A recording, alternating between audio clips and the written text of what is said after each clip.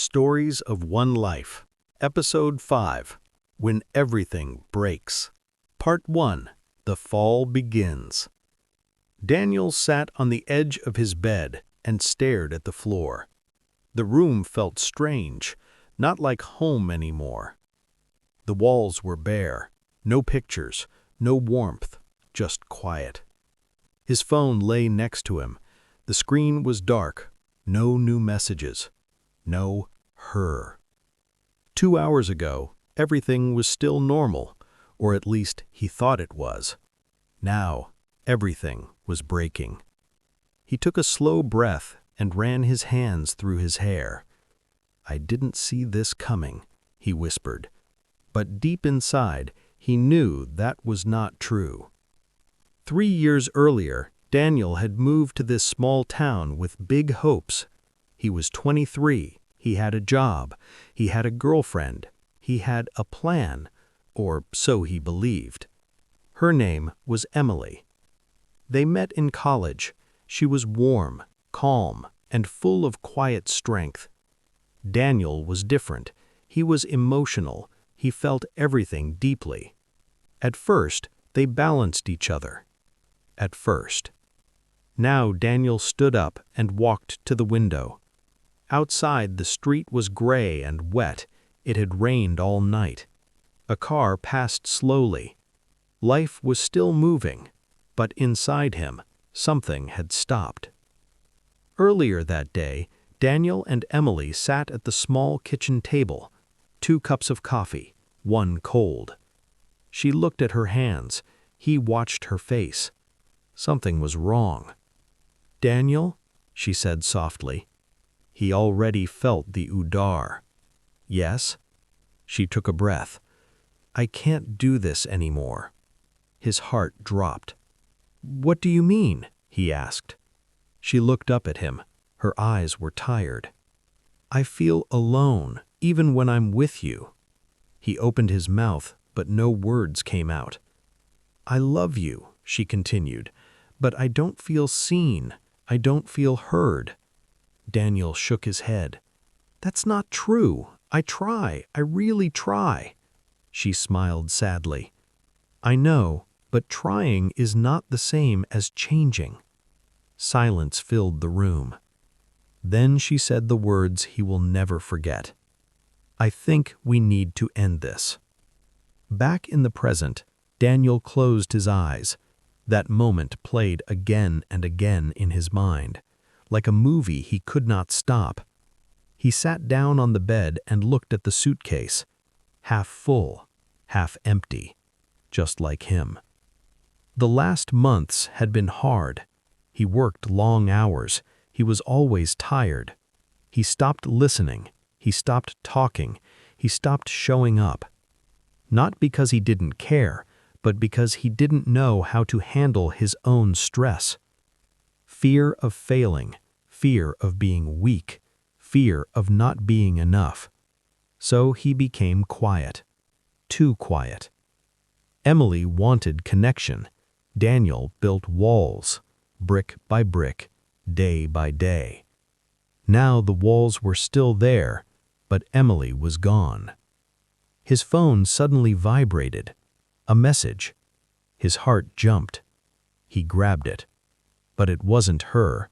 It was his boss. "Daniel, we need to talk tomorrow. Please come in early." Daniel felt cold inside. Another udar. He dropped the phone and leaned back against the bed. "So now what?" he whispered to the empty room. At night, Daniel lay awake. The ceiling looked choogy too. Every sound felt louder. The fridge, the pipes, the wind outside. His thoughts were even louder. "I lost her. I'm losing my job. I don't know who I am anymore." He turned on his side and stared at the wall. Tears came. Quiet, slow, heavy. He did not fight them. He was too tired. The next morning, Daniel stood in front of the mirror. His eyes were red.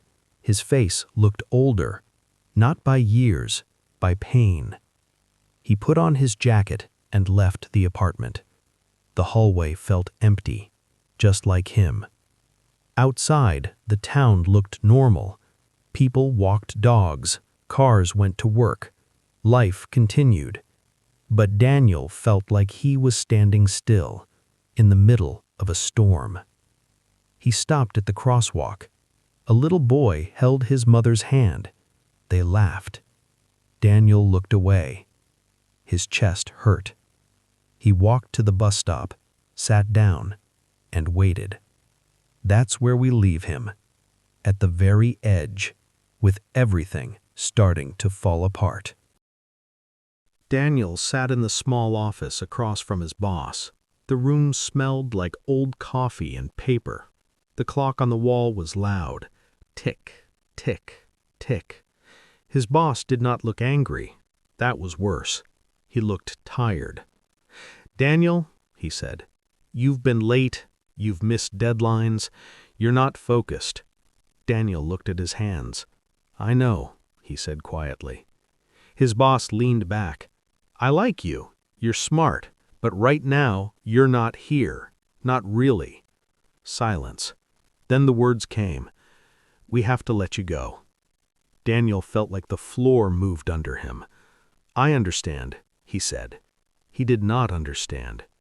He walked out with a small box in his hands, his life in a box. A mug, a notebook, a photo of him and Emily from last year.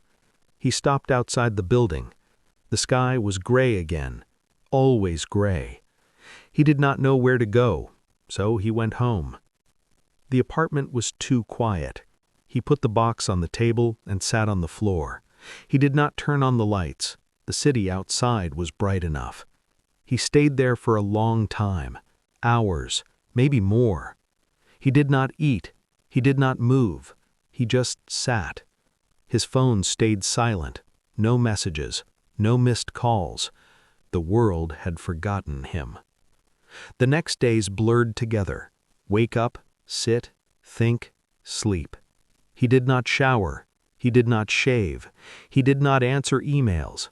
Bills came in the mail. He did not open them. He felt like he was sinking in water, slow, quiet, heavy. At night he drank, not to have fun, just to feel less. The pain was loud. The bottle made it softer. One night, Daniel sat on the floor with his back against the couch, a half-empty bottle in his hand. The TV was on, but he was not watching. A commercial played. A happy family, smiling faces, a house full of light. Daniel laughed, not because it was funny, because it hurt. "That was supposed to be me," he said to no one. His voice sounded strange in the empty room. He stood up and walked to the mirror in the hallway. He looked at himself. His eyes were dull. His shoulders were low. He did not see the man he used to be. He saw someone lost, someone small, someone tired. "Who are you?" he asked the mirror. No answer came. Later that night he lay on the floor, not the bed. The floor felt more honest. He stared at the ceiling. His thoughts ran in circles. "I failed. I lost her. I lost myself." The words hurt more than anything. He turned on his side. His chest felt tight. His breath was short. For a moment he thought he was dying. Then he realized he was just breaking. Days passed, then weeks. Daniel stopped counting. One afternoon he finally opened his phone. Hundreds of old photos. Him and Emily at the lake. Him at work with his team. Him smiling. He did not remember how that felt. He scrolled until he saw a number he almost forgot. His dad. He did not call right away. He stared at the name. His fingers shook. Then he pressed it. "Hello?" his dad said. The voice was warm, strong, real. Daniel opened his mouth, and nothing came out. His dad waited. "Daniel?" Silence. Then Daniel broke. "Dad, I'm not okay." The words came fast. He told him everything. About Emily, about the job, about the nights on the floor, about the bottle. His dad did not interrupt. He just listened. When Daniel finished, there was a long pause. Then his dad said, "Son, come home." Daniel closed his eyes. "I can't," he said. "I messed everything up." "That's exactly why you should come," his dad replied. Daniel felt tears again, not the quiet ones, the heavy ones. "I don't know how to fix this," Daniel whispered. His dad's voice was calm. "You don't fix your whole life in one day. You just take the next right step." That night, Daniel packed a small bag. Not everything, just enough. He did not know what would happen. He just knew he could not stay where he was. The apartment felt like a cage. The pain lived in every corner. The next morning, he stood at the bus station. A cold wind hit his face. He pulled his jacket closer. People stood around him, talking, laughing, living. He felt different. But for the first time in weeks, he felt something else too. Not hope, not yet, but movement. The bus arrived. Daniel stepped inside. He found a seat by the window. As the town moved away, he watched it disappear. The place where everything broke, the place where he hit the bottom. He did not know what waited for him at home. He did not know if he could change, but he knew this was the first time in a long while that he was not running from the pain. He was walking through it. The bus rolled through open fields and small towns. Daniel watched trees pass by the window. The sky slowly changed from gray to soft orange. Morning was coming. He felt tired in his bones, but his mind was clear for the first time in weeks. Not calm, just clear. After 4 hours, the bus stopped. Daniel stepped out and breathed in cold, fresh air. This place felt different, slower, quieter. His dad's town had not changed much. Same small station, same old bench, same smell of coffee from the corner shop. He walked down the street with his bag on his shoulder. The houses were small, simple, honest. He stopped in front of one with a white door and a blue roof. His home. The door opened before he knocked. "Daniel!" His dad stood there, older, stronger than Daniel remembered. He did not say anything else. He just pulled Daniel into a hug, a real one, long, warm. Daniel did not fight it. His body finally relaxed. Inside, everything felt safe.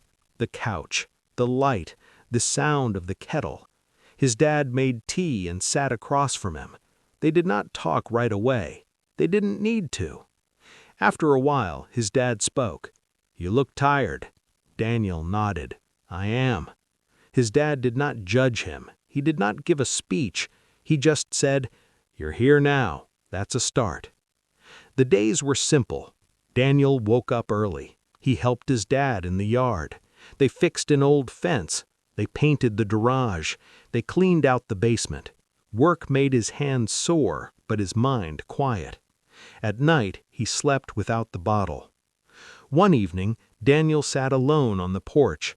The sky was purple and gold. Birds moved across it like slow thoughts. He held his phone in his hand. He thought about Emily, not with anger, not with blame, just with sadness. He typed a message, then deleted it. Some things were not meant to be fixed with words. His dad came out and sat next to him. "You thinkin' again?" he asked. Daniel smiled weakly. "Always." His dad nodded.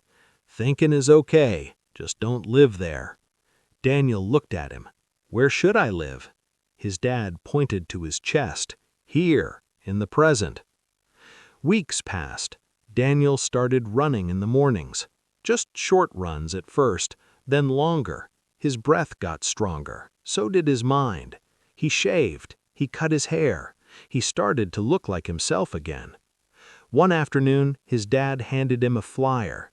"They're hiring at the hardware store in town." He read it. His heart beat faster. Fear, but also something else. Chance. The next day, he walked into the store. He talked to the manager. He was honest. "It was a hard year," he said, "but I'm ready to work." The manager looked at him for a long moment, then nodded. "Come in Monday." On Monday morning, Daniel put on clean clothes. He looked in the mirror. The same man, but not the same story. Before he left, his dad stopped him. "I'm proud of you." Daniel swallowed. For what? His dad smiled. For not staying broken. Daniel walked down the street with steady steps. The sun was up now. The world felt open again. Not perfect, not easy, but open. Sometimes life breaks you, not to end you, but to open a space for something new. And sometimes the lowest point is not the end, it's the beginning. The end of this part. Subscribe.